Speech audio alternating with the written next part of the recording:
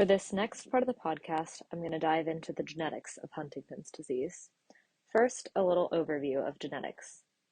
The central dogma of genetics is that DNA is transcribed into RNA, which is then translated into proteins. Proteins are the functional unit of a gene that perform critical tasks for the cell. For example, the protein hemoglobin carries oxygen in red blood cells around the body. The sequence of DNA is made up of 4 nucleotide bases: adenine, thymine, guanine, and cytosine, A, T, C, and G. And their specific sequence determines the structure and therefore function of the protein a gene encodes.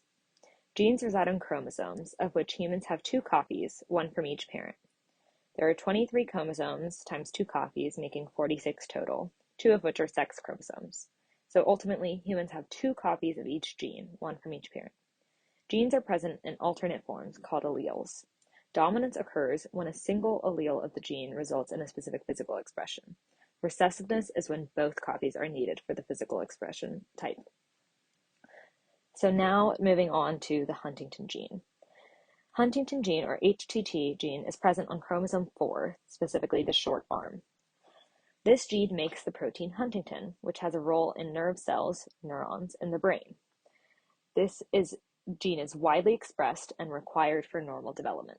While its exact role is unknown, some possibilities include chemical signaling, material transportation, binding of proteins, protecting the cell from self-destruction, repairing DNA damage, or transcriptional regulation. The mutant version of this protein causes Huntington's disease. The mutated protein breaks into small pieces that are toxic and build up in neurons, altering their ability to properly function and ultimately resulting in the Huntington's disease phenotype. As I mentioned before, Huntington's disease is dominant, so only one copy of the mutant gene is needed for someone to develop the disease. So what is this mutation that changes the Huntington protein to have such awful effects? It's in the CAG repeat section of the gene.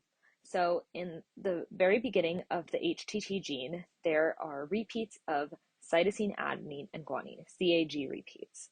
In a normal person, there are between 10 and 35 of these repeats.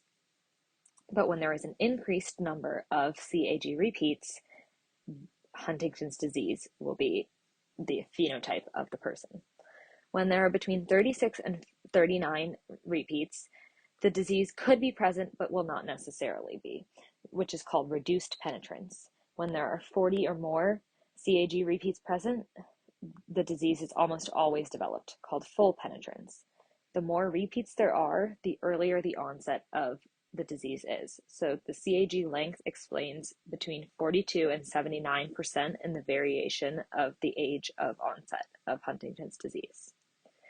Huntington specifically has a phenomenon called anticipation, where there's earlier onset or worse effects as the genetic disease passes on to successive generations. In Huntington's, this specifically comes from an increased number of CAG repeats in successive generations. So CAG repeat expansion occurs as the disease is passed down through a family tree. So this means as there are more repeats passed down, there's earlier onset as the disease moves through a family tree. This can result in the rare case of juvenile Huntington's disease. This also means that the people with between 27 and 35 repeats will not express the disease themselves, but their children are at risk due to this process of anticipation and worsening throughout generations. This phenomenon of CAG repeat expansion occurs through fraternal transmission more so than maternal transmission. So when the father has the gene, that is when CAG repeat expansion can occur. There are a few cases where there is no family history of Huntington's. Around 6 to 8% of patients do not have a family history. So this is sporadic cases of Huntington's disease. Rare, but possible. But again, some of these cases could be misdiagnosis due to prior generations not having received a Huntington's diagnosis. So it appears sporadic, but may not actually be. So just to review, Huntington's is passed down in a dominant fashion due to CAG repeat expansion on the Huntington gene, which makes a mutant protein causing the degenerative effects that are Huntington's disease.